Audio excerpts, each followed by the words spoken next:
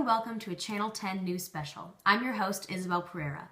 In today's episode, we'll be taking a closer look at the slave economies in Central and West Africa from the late 1800s to around 1960. We'll be discussing two countries in particular, Nigeria and the Democratic Republic of the Congo, which had drastically different experiences concerning slavery. The European powers in the Congo exploited the people and the resources, treated the slaves very harshly, and inflicted cruel punishment to any who failed to meet rubber quotas. In the Democratic Republic of the Congo, Belgium held control, and King Leopold used the slave trade to his advantage, gaining wealth constantly. In Nigeria, however, the European powers made moves to slow down the slave trade and discourage slavery as a source of revenue. These powers wanted to create legitimate commerce and keep peace in the colony. So let's take a closer look at these two countries and exactly how they used and abused the slave trade. But first, a quick glance at the history of European colonization in Africa and the beginning of King Leopold's reign in the Democratic Republic of the Congo.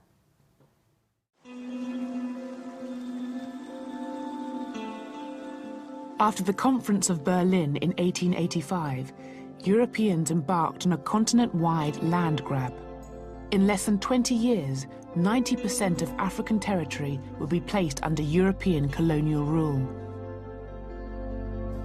One of the main beneficiaries was King Leopold II of Belgium. Aware of the vast fortune to be made, he persuaded Europe's powers to recognize his sovereignty over one of Africa's largest regions, the Congo. To explain to our viewers exactly what the situation was like in the Democratic Republic of the Congo at the time of King Leopold's reign, we want to introduce to you an expert on the history of the Democratic Republic of the Congo.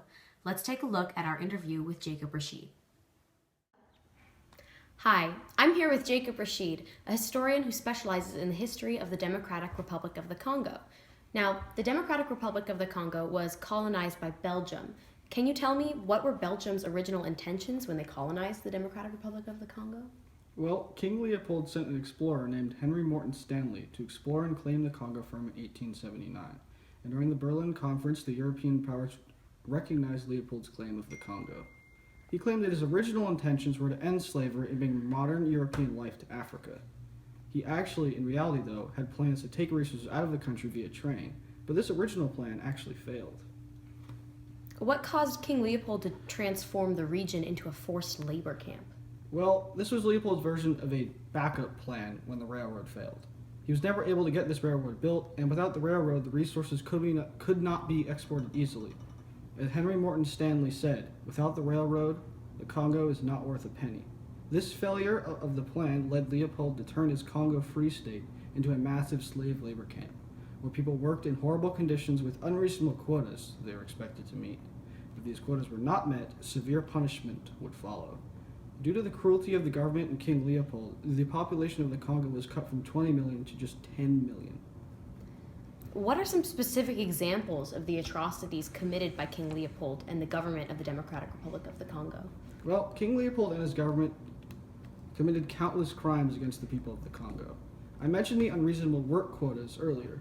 Soldiers would take away family members and force the men to work under these quotas until they either died or met the quota. Meeting these quotas was nearly impossible, and if they didn't, the soldiers would kill all the family members they had taken hostage. The troops would do this to entire villages, burning them without warning. Then they would take the men and demand unreasonable amounts of rubber, and if they didn't, again, the entire village would be slaughtered. Now, this was not the end of the cruel treatment carried out by Leopold.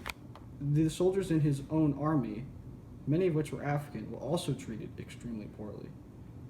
When they were sent to burn villages and kill rebels, they had to take a hand from every person they killed to prove that they were not wasting their bullets. So for every bullet they used, they had to have a hand to show that they actually had killed someone.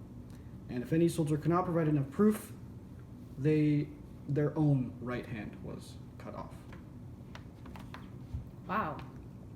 Were men the only ones who worked as slaves under the Belgian rule? No, men were not the only ones to work as slaves. Any capable person could be taken and forced to collect rubber, which included men, women, and children. Any slave who did not meet their quota could have their right hand off, could have the right hand cut off, which included the hands of many children.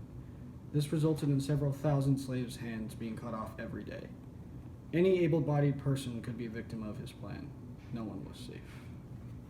Was Leopold ever punished for these crimes? Well, it wasn't until 1908 that King Leopold's crimes were made public. He was then forced to turn the Congo over to the Belgian government. However, he died just 1 year later. Even after the colony was turned over to the Belgian government, the slave labor was not stopped due to the massive profit that it brought the government. Many more Congolese were killed even after the colony was turned over to the Belgian government. It was not until 1920 that the government stopped the slave labor entirely. However, it was only stopped because they wanted to keep their workforce alive. Their death toll was becoming too high, so this wasn't a humanitarian thing by any means. It was still just for their own benefit. Was the Belgian government to blame for all the atrocities that took place in the Democratic Republic of the Congo? Well, Leopold's Congo Free State was controlled entirely by him. The Belgian government had no control over the region. Leopold was taking all the profits from resources he was collecting. And none of these profits were going to the Belgian government.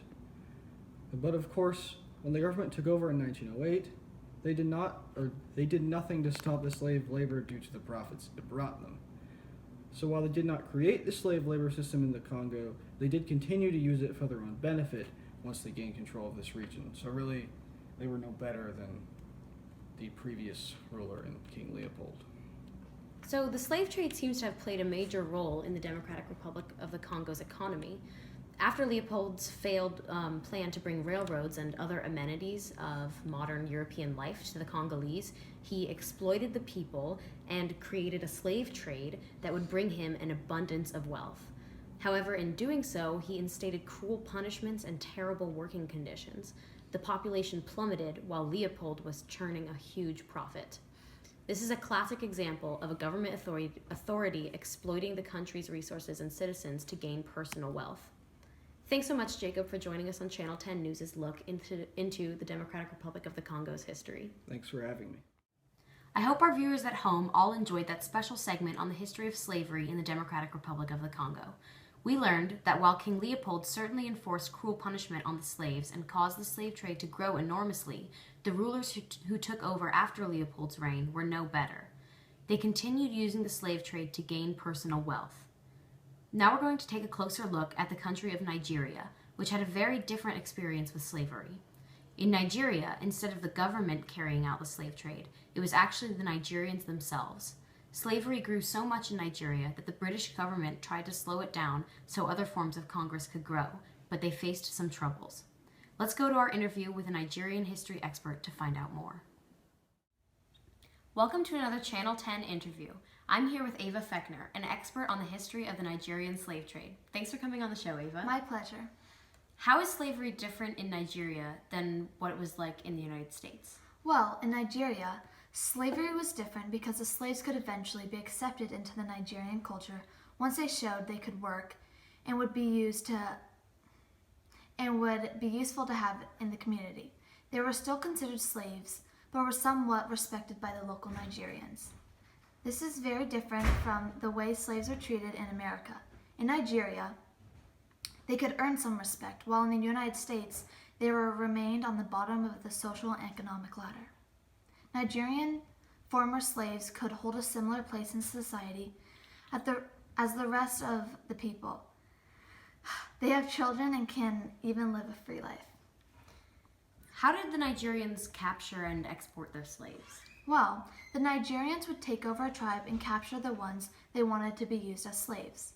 Once the slaves were taken, they were shipped to different parts of Nigeria and had no idea where they were going. Furthermore, they had to adjust to a completely new culture. Although the slaves could eventually become a part of their captor society, as I mentioned before, they still lived under the rule of other human beings and were forced to leave their homes and work for no pay. Did slavery ever change in Nigeria? Yes. After the discovery of the New World and the establishment of the Atlantic slave trade, the way Nigerians treated their slaves changed dramatically. They no longer gave the slaves the ability to live a free life or be respected in the community. The ideas established by the Atlantic slave trade caused Nigerians to treat their slaves cruelly and without mercy. Those slaves who were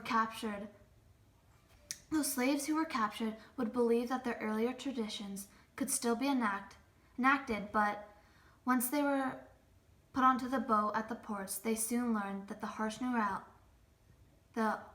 new reality that they would remain slaves their whole lives. How important was the Nigerian slave trade? Nigerians held an important position in the slave trade.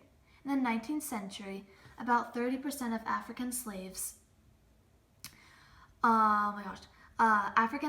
who were shipped to the United States were from Nigeria. Over the whole time period, more than 3.5 million slaves were sent from Nigeria to America. This showed that the Nigerian slaves was important not only to the economy of Nigeria, but also to that the United States and other countries who got their slaves from Nigeria. When did slavery end? The practice of slavery continued for many years, until Great Britain made slave trade illegal in 1903. The leaders of Nigeria hoped that the country would start to create a more legitimate commerce and trade more slavery ended in the country. Did the government face any troubles while abolishing slavery? Yes, actually. The British government faced so much resistance from the Nigerian slave traders that they had to send forces into the Nigeria to stop slave trade on a few occasions. The British, along with the Nigerian authorities, wanted Nigeria to develop more civilized way of bringing revenue to the country. They wanted the country to make a profit from trading goods and resources and not from having an overwhelming large slave trade. How did Nigeria survive? With strong ports and many well-established trade routes, Nigeria quickly entered profitable relationships with many nations. People would trade oil, raw materials, minerals, ivory, tin, cotton, cocoa, groundnuts, and palm oil. Just as the British government had hoped, Nigeria eventually adapted to trading with resources other than slaves.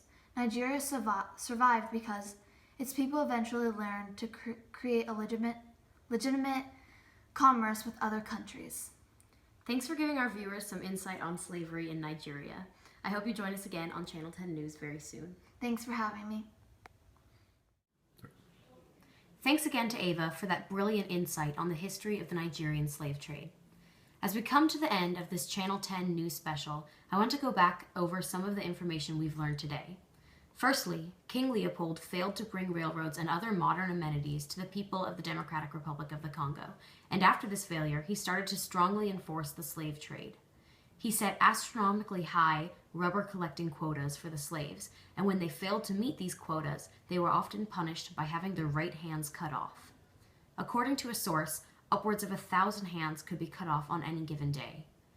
Furthermore, the population of the Democratic Republic of the Congo dropped by 50% due to the horrific working conditions.